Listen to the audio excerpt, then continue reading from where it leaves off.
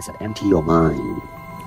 Be formless, shapeless, like water. Now you put water into a cup, it becomes the cup. You put water into a bottle, it becomes the bottle. You put it in a teapot, it becomes the teapot. Now water can flow or it can crash. Be water, my friend. Dövüş sanatları hayranı veya film meraklısı olmayan pek çok kişinin bile adını bildiği bir isim. Bruce Lee. Öyle ki bu ünlü Hollywood yıldızının 20. yüzyılda Doğu ile Batı arasındaki geniş uçurumu kapatmaya yardımcı olduğu kabul edilir. İnsanüstü süper güçleri varmış gibi görünen fiziksel becerilerinin yanında bu ünlü usta aynı zamanda çok derin bir düşünürdü. Sıklıkla dile getirdiği "su gibi ol" felsefesi olmasaydı dışsal başarılarının da mümkün olamayacağına inanıyordu Bruce Lee. Yine de Bruce Lee öğretilerini başkalarına dayatmayı sevmezdi. Bunun yerine daha çok insanlara ulaşmaları gereken hedefleri gösteren birisi olmayı tercih ederdi. Şimdi Bruce Lee'nin felsefesini ifade eden 5 temel ilkeyi inceleyelim. Suyun bilgeliği. Bruce Lee bildiği her şeyi, hayatı boyunca onun için bir tutku olan dövüş sanatlarını öğrenmek için yaptığı çalışmalarla elde etmiştir. Ne var ki, ilk zamanlar onun için böyle değildi. Henüz 13 yaşındayken onu çalıştırmaya başlayan ünlü usta Yip Man, doğal dünyadaki dengeyi yansıtan bir Taoist felsefe olan Yin ve Yang felsefesini kullanıyordu. Ne var ki kısa yoldan hedefine ulaşma amacında olan genç ve dik başlı Bruce için bu yaklaşım çok fazla bir şey ifade etmiyordu. Peki nasıl oldu da Bruce Lee, ilerleyen zamanda su gibi ol felsefesini hayatını yönlendiren felsefe olarak benimsedi? Bu aydınlanma sifunun talimatları üzerine meditasyon yapması için bir haftalığına eve gönderildiğinde geldi.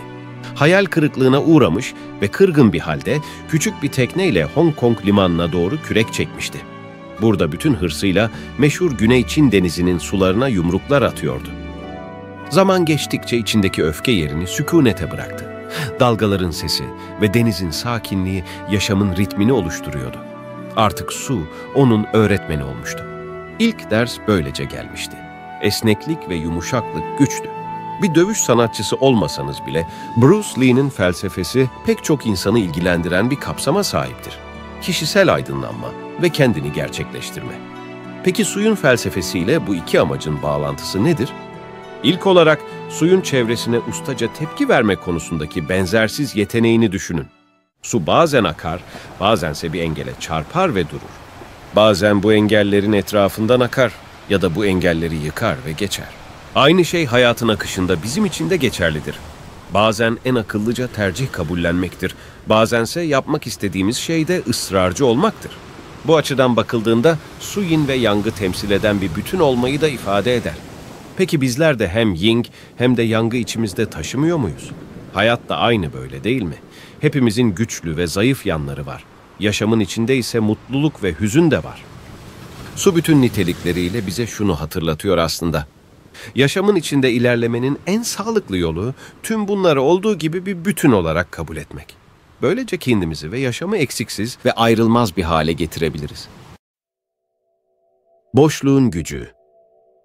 Zihnini boşalt. Bruce Lee sürekli olarak kendi kendine bu telkinde bulunurdu. Yüzyıllardır süregelen bilgeliğin temel kaidelerinden en önemlisi bir kabın boş olmasının onu değerli kıldığıdır. Bruce Lee'ye göre bu durumun yaşamına iki şekilde yansıması vardı. Yaşamdaki her şeye karşı tarafsız bir duruş sergilemek ve daimi bir öğrenci olmak. Olumlu ve olumsuz arasındaki noktada durabilmek, tarafsız bir duruş sergileyebilmektir. Yaşadığı bir deneyimin iyi veya kötü olduğu yargısına varmaksızın, etiketler kullanmadan, tüm deneyimi olduğu gibi bir bütün olarak kabul edebilmektir. Bir insan olarak bunu yapabilmek ve ön yargılarımızdan arınmak çok zordur. Ancak Bruce Lee'nin zihnini boşalt tavsiyesi çok iyi bir başlangıç noktası olabilir. Başınıza iyi bir şey geldiğini varsayalım. Bu durumda içinizde oluşacak olumlu duygu seline ve güzel duygulara müsaade edin. Ancak bu dönemi yaşadıktan kısa süre sonra zihninizi boşaltın. Artık o duygulara nasıl olursa olsun takılı kalmayın.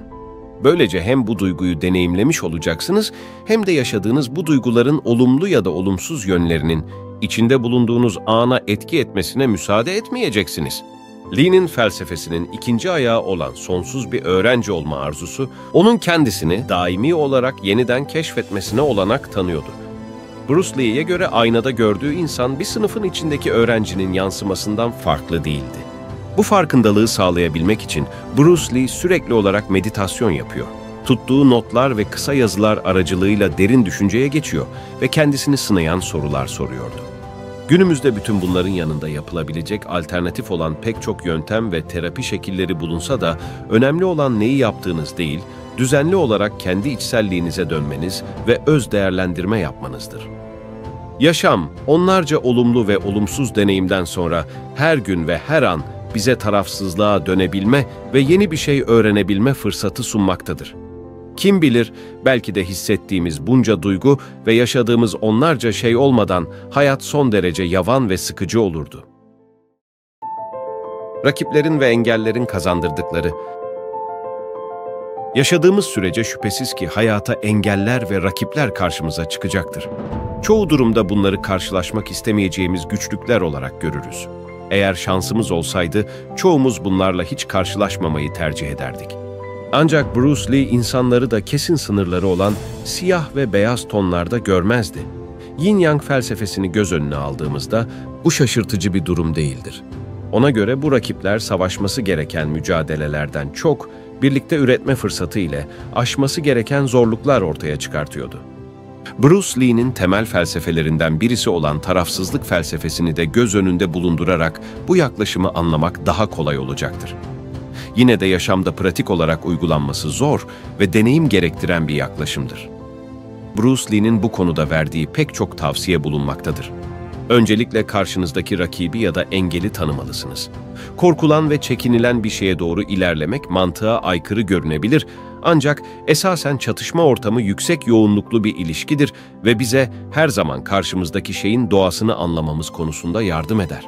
Kendinize şunu sormalısınız: neden bu insanı ya da bu durumu bir engel, bir zorluk olarak görüyorum?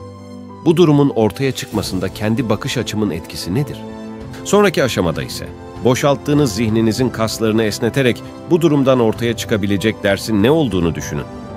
Bruce Lee fiziksel ya da duygusal olarak herhangi bir mağlubiyet aldığı zaman kendisine öz değerlendirme yapmak için zaman ayırır. Tüm ön yargılarını bir kenara bırakır ve sakin bir kafayla niçin diye sorardı. Niçin başarısız olmuştu ya da kaybetmişti? Kazanması gereken yeni bir yetenek mi vardı? Yoksa iyileştirmesi gereken eski bir yara mı vardı? Böyle zamanlarda kendi deneyimlerinizi sorgulayın. Bizden beklenen değişim nedir ya da öğrenmeniz gereken bir ders mi var? Kardeşlik gerçeği. Lee, Kanadalı gazeteci Pierre Berton ile röportaj yaptığında kendisini Çinli mi yoksa Amerikalı olarak mı gördüğü soruldu. Onun yanıtı ise oldukça anlamlıdır. Kendimi insan olarak görüyorum. Lee'ye yakın olanlar onu geniş zekası ve fiziksel becerisi kadar nezaketi ve cömertliğiyle de hatırlıyor. Onun yakın çevresinde olmayanlar bile Lee'nin konuşmasında ve yazılarında bolca kullandığı arkadaşım ifadesini anımsar. Belki de Lee hiçbir yere tam olarak uymadığı için insanları dünyaya ve birbirlerine ait olarak görmeyi seçmişti. Çinli olamayacak kadar Amerikalı, Amerikalı olamayacak kadar Çinli sayılan Bruce Lee, gittiği her yere göre bir yabancıydı. Yine de ön yargının onu engellemesine izin vermedi. Bunun yerine Yin ve Yang felsefesindeki derin anlayışına uygun olarak diğer insanların korkusunun ona sevgiyi öğretmesine, onların yargılarının ona kabullenmeyi öğretmesine ve gölgenin ona ışığı öğretmesine izin verdi. Bu onun yaşadığı ırkçılığa göz yummak ya da mazur görmek değildi. Daha ziyade zor olan yolu seçmişti. Çünkü nefretin nefretle fethedilemeyeceğini biliyordu. Bir tavır alması gerektiğinde bunu insan kardeşlerine karşı sevgiyle yaptı. Kendi yaşamlarımızda büyük bir ön yargı ile karşılaşsak bile hatırlamamız gereken en önemli şey şudur: bir kişiye karşı davranışımız, herkese karşı nasıl davranacağımızı belirler. Bir kişiyi bile kalbimizden dışlamak, kendimiz dahil herkesi dışlama potansiyeline sahip olduğumuz anlamına gelir. Herkesle çok iyi olmamıza gerek yok. Ancak insanları olduğu gibi kabul edebiliriz. Zor bir yol olsa bile Bruce Lee'nin kabul ettiği koşulsuz sevgi ve kabullenmeyi anlamak gideceğimiz bu yolda önemli bir mesafedir. Jeet Kune Do. Pek bilinmeyen bir gerçek olsa da Bruce Lee dövüş sanatları alanında oldukça tartışmalı bir figürdü. Yaşadığı dönemdeki geleneksel anlayışa göre sadece 4'te 3 Çinli sayılan Li, geleneksel kung fu sanatlarını öğrenmeye layık değildi. Kitlesel bir tepki çekmemek adına Bruce Lee'yi gizli bir şekilde, özel olarak eğiten ustası Yip Man sayesinde kendini geliştirme şansına sahip olmuştur. Sonraki yıllarda farklı dövüş disiplinlerine ait çalışmaları farklı ustalardan alan Bruce Lee, bundan dolayı da çok fazla eleştiri almıştır. Kendi inancına göre dövüş sanatlarının Çin'e ya da Japonya'ya özel bir şey olmadığı düşüncesi yine o yıllarda yoğun şekilde eleştirilmiştir. Tüm bu eleştirilere rağmen Bruce Lee kendi dövüş okulu olan Jeet Kune Do'yu kurarak yoluna devam etmiştir.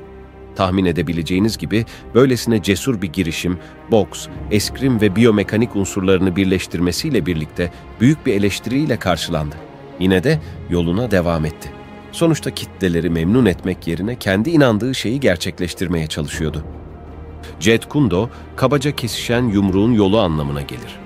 Lee'nin düşüncesine göre kendi geliştirdiği bu sistemde şimdiye kadar öğrendiği her şeydeki en faydalı yönleri almış ve gereksiz gördüğü fazlalıkları çıkarmıştı. Bruce Lee bu sistemi tamamen kendisine ait bir özle yaratmıştı. Bruce Lee'nin Jeet Kune Do'yu yaratma şekli çok önemlidir. Çünkü onun hayatının nasıl şekillendiğini ve bizim de kendi hayatımızda neleri değiştirmemiz gerektiğini gösteren bir ayna gibidir.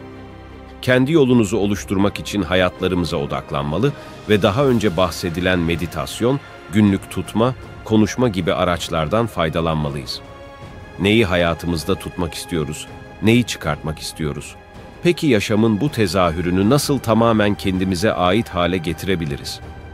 Bruce Lee kişisel gelişimi ve aydınlanmayı bir heykeltıraş olmaya benzetiyordu. Yaşamlarımız tıpkı bir blok mermer gibidir.